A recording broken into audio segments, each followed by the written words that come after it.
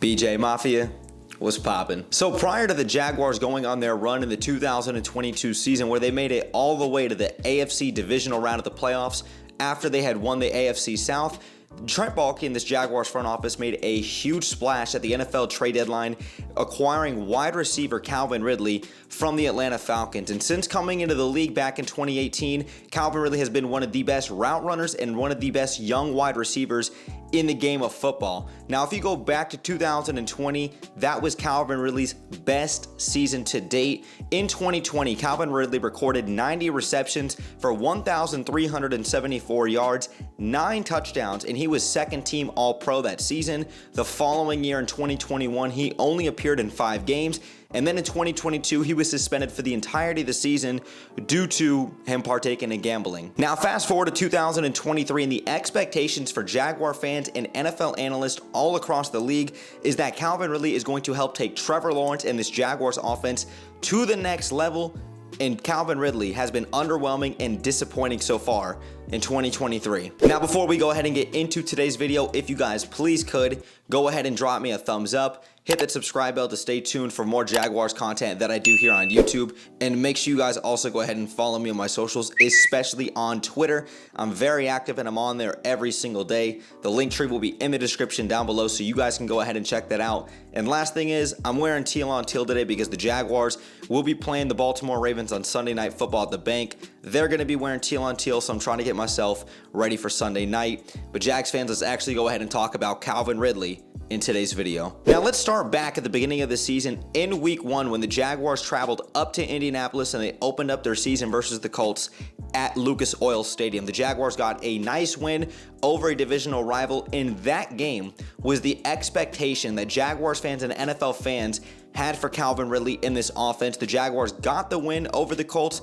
and Calvin Ridley was sensational in that game. Ridley finished the game with 8 catches for 101 yards and a touchdown. He was phenomenal in that game. And despite Calvin Ridley this season in 13 games only having 3 games of 100+ yards, really outside of that first game, Calvin Ridley has been disappointing for this Jaguars team. Now, there could be a multitude of reasons as to why Calvin Ridley has been struggling so far this season.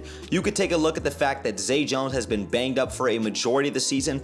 Having him opposite side and then having Christian Kirk in the slot tremendously helps out Calvin Ridley. Having that wide receiver 1 capabilities and to also take a lot less pressure off of him, especially when the defense can really just key in on him. When he has a Christian Kirk coming out of the slot who's been extremely reliable, and he has Zay Jones across from him, he has shown that he is a very good and capable wide receiver, but at times he does have his concentration drops. Off the top of my head, I can recall 2 drops versus the Chiefs. He also had 1 in the back of the end zone versus the Chiefs, where he didn't get his feet in bounds. He also had a drop early on in week 3 versus that Texans games when the Jaguars got obliterated. That could have very well changed the outcome of that game. I believe that could have potentially been a touchdown. And then just this past weekend versus the Cleveland Browns, Calvin Ridley did not run the skinny post. He didn't break on his route in time, and that was led to an interception. Same thing on the last interception that Trevor Lawrence had with Calvin Ridley versus the Cleveland Browns. I don't know if he gave up on the route. I don't know if it was supposed to be a back shoulder fade. There was another miscommunication there, and that's just things off the top of my head with Calvin Ridley. I don't know if some of it has to do with rust from not playing in 2022, and maybe Press Taylor does not get him involved enough early on in the game plan, which is very true. But at the end of the day, we are now 13 games into the season. We know Calvin Ridley has the talent and has the capabilities of being an X, being a wide receiver 1, and being a dog on the outside. And he has been far from that so far this season. I forgot to also mention that Calvin Ridley is also tied for 20th in the NFL with 5 total drops on the season. I can say that there has been a lot more big opportunities that he has not converted on this season, which it makes it look a lot worse than just those 5 drops listed as a stat. So taking a look at what Calvin Ridley has done so far through 13 games for the Jaguars, he has 97 targets, 55 catches, 742 yards, and 5 touchdowns on the season. So he is more than likely still going to eclipse 1,000 yards at the end of this season if he continues to go on pace. Now, here's where it gets interesting for myself and Jaguars fans. Calvin Ridley is on an expiring deal. When Trent Baalke made this deal, there were stipulations in his contract with the Atlanta Falcons, and also Calvin Ridley had the opportunity to get a big-time extension, but that was going to be predicated on his play this season. Now, when that trade went through with the Atlanta Falcons, here were the stipulations. I'll put it on the screen so you guys can read along with me. If Ridley makes the Jaguars' 53-man roster going into the season, the Falcons will be guaranteed a 4th-round pick in next year's draft. If he reaches a minimum playing time threshold, that pick will turn into a 3rd. And if he signs an extension with the Jaguars, no matter how long the extension is, Atlanta will receive the maximum compensation of a 2nd-round pick in this year's upcoming draft. Now, I went ahead and did the liberty of looking up some of the top paid wide receivers in the NFL because Calvin Ridley is still on his rookie contract. He is 28 years of age as I record this video. Next week, on the 20th of December, he will be 29 years of age. So if we're just going based off of the age of a wide receiver, usually when they start to diminish and kind of, I guess, quote, go downhill, that's usually going to be above the age of 30. So really, you're paying Calvin Ridley not just based on production of what he's done this season, what you expect from him moving forward. Now let's actually take a look at the top 10 highest paid wide receivers in the NFL. At number 1, you've got Tyreek Hill of the Miami Dolphins, $30 million annually. Number 2, Devontae Adams. Number 3, Cooper Kupp. Number 4, AJ Brown. Both tied at number 5 is Stephon Diggs and DK Metcalf at $24 million. Number 7, Deebo Samuel. Number 8, Terry McLaurin. Number 9, DJ Moore. And at number 10, Keenan Allen at over $20 million annually. Now, if we're going to go based on market value for Calvin Ridley going into this year's upcoming pending free agency, where he's going to be an unrestricted free agent, according to Spot Track, he is marketed at a 4-year, $68.2 million contract. That is $17 million annually, and that is comparable to the likes of guys like Terry McLaurin, Chris Godwin, Mike Williams, and Brandon Cooks. Now, for me personally, before I really get into my verdict talking about paying him, if the Jaguars are going to extend Calvin Ridley, I would be willing to pay him no more than that $17 million. I don't think he deserves $20 million guaranteed annually as of right now. We're still only 13 games into the season, but I would ideally pay him somewhere around the Courtland Sutton, wide receiver from Denver, 19th highest paid wide receiver in the league at about $15 million annually on a 4-year, $60 million contract, potentially even a 3-year, $45 million contract, because he has still not had his big payday. And even if the Jags don't want to extend Calvin Ridley, in 2024, you still have upcoming pending free agent wide receivers with guys like Mike Evans, a future first ballot Hall of Famer, Odell Beckham Jr., who is aged but is still proven to be a savvy vet, T. Higgins, Curtis Samuel, etc. And the popular answer there is going to be with T. Higgins, who obviously had a phenomenal connection with Trevor Lawrence at Clemson. You would bring the Clemson trio back to Jacksonville with Travis Etienne, Trevor Lawrence, and T. Higgins on the outside. And this isn't just a decision that Trent Baalke and this Jaguars front office has to make about the immediate future right now. Take a look at the Jaguars' pending free agents in 2024 that are notable outside of just Calvin Ridley. You've got Jaguars outside linebacker Josh Allen, who's putting on a career season. He's definitely in the race for Defensive Player of the Year. You were absolutely, no questions asked, going to extend Josh Allen this offseason. You've also got Jamal Agnew, DeJuan Smoot, Kayvon Chaisson, Trey Herndon, Tyler Shatley, Brandon McManus, Ezra Cleveland, and Dearness Johnson.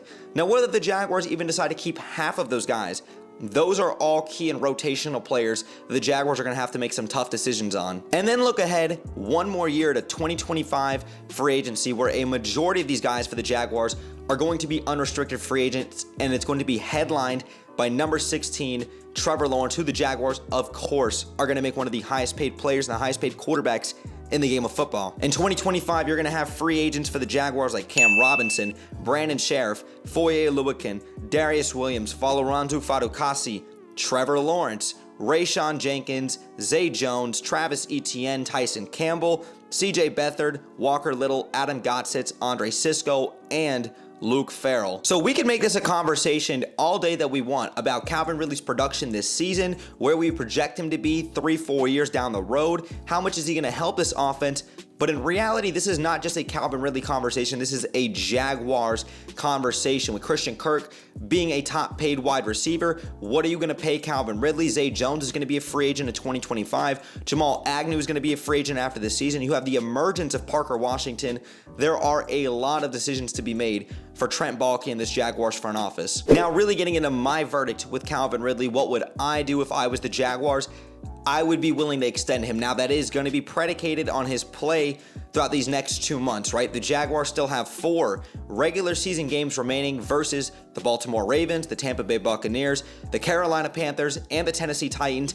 And then we get into the postseason, assuming that the Jaguars continue to finish out this season strong and get into the postseason. That is where your bread and your money is going to be made. If Calvin Ridley can finish out this season strong on a good note, get things back in rhythm, and really help this Jaguars team, especially if the Jaguars can make a deep postseason run and Calvin Ridley shows his worth, you are absolutely going to pay that guy at the age of 29 going into another year where he has chemistry and continuity in this offense with Doug Peterson, Trevor Lawrence, and he can really help make this emergence as one of the best offenses in the game of football if the Jaguars can continue to build pieces around Trevor Lawrence. Now, like I stated earlier, where we stand right now with Calvin Ridley and his play, yes, he has been underwhelming. I would be willing right now to pay Calvin Ridley, if I could, a Cortland Sutton type of deal. Like I said, $15 million annually, 4 years, $60 million, I think is extremely reliable, and I do think that's extremely fair in terms of market value, even though at the market value, he's somewhere around $17 million annually, and honestly, I wouldn't mind biting that bullet as well too. But the thing that you're going to have to remember is no matter how we extend him, you are giving up that second round pick. Now, if Calvin really continues to finish out this season strong and he really exceeds everybody's expectations, these next 2 months, he's going to get an even bigger payday, and I think that'll be worth it. Now, if he continues this play where he's struggling, there's a lot of miscommunication, and there's not a lot of continuity in this offense, the Jaguars are going to have some tough decisions to be made, and I'm not sure if they're going to extend him. Personally, I wouldn't mind paying Calvin Ridley at 29 years of age, somewhere around $15 million a year, a top 20 paid type of wide receiver. Now, I do understand the frustration level of a lot of Jaguars fans not wanting to extend him, potentially getting rid of him after the season because he was a low risk, high reward type of situation when the Jaguars did trade for him. But Jaguar fans, I genuinely want to hear your guys' thoughts in the comments down below. What do you guys make of Calvin Ridley's play so far this season? And also, what would you guys do in terms of extending him? Because you have to remember, this is all going to be predicated on these next 2 months for the Jaguars and his play. If he really goes out there and balls out, he's gonna earn that contract. But if he continues to struggle, I'm not sure if he's gonna get retained as a Jaguar. I wanna hear your guys' thoughts in the comments down below. Jaguar fans, if you guys enjoyed today's video, like I said, go ahead and drop me a thumbs up. Hit that subscribe bell to stay tuned for more Jaguars content that I do here on YouTube. And make sure you guys also go ahead and follow me on my socials, especially on Twitter. I'm very active and I'm on there every single day. But Jags fans, that's it for this video. Thank you guys again for sticking around throughout the whole video. Brett James, aka BJ. And like always, let's go Jags.